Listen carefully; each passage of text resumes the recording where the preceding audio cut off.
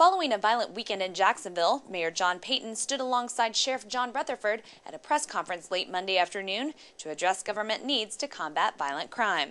4 shootings, a stabbing, and an attempted murder of multiple police officers occurred between the hours of 12 p.m. Saturday and 10 p.m. on Sunday. And I can tell you this is evidence of the war of violence that's being perpetrated upon the citizens of Jacksonville. Woodstock Park on West Beaver Street served as the backdrop for the city leader's comments on keeping neighborhoods safe through prevention, intervention, and enforcement, as outlined by Payton in his budget proposal to the City Council just last week. We need more police officers, and our police officers need to be more involved with our at-risk communities. We need hope and opportunity for ex-offenders so they can restart their lives with a sense of hope. And we also need programs to keep our children engaged in productive and constructive things. Prior to the press conference, Times Union reporter Jim Schottler spoke to people on Academy Street, where one of the shooting incidents took place over the weekend, about their concerns over violent crime in the area. People just tired of, they can't walk out their house, they stealing cars around the corner and shooting people down right across in my neighbor's yard, It's sad, that can't nothing be done about it. Something could be done about it, but ain't nothing been done about it. But it's happening everywhere. But these the kids.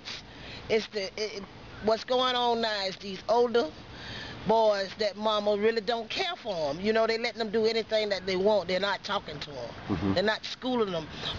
These young people, they feel like the world, that, and everything in this world belongs to them. And it's sad, because it's hard, for a man to work, making ends meet, got his kids and stuff like that. It's sad, that, can't nothing be done about it.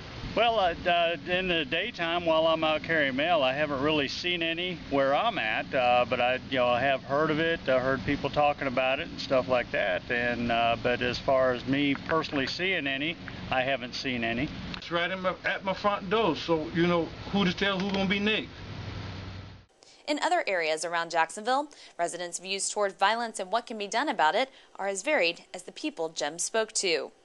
Well, when you have that many in a short period of time, it almost seems to be out of control. I think that this is pretty typical of every city in America.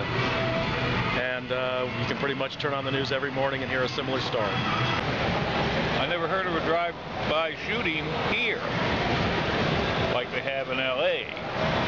Well, now they got them here. And one of these dumb kids is going to stop popping off at each other. Does that leave you with any kind of negative impression? No, not really. Because it happens everywhere. It's in every state.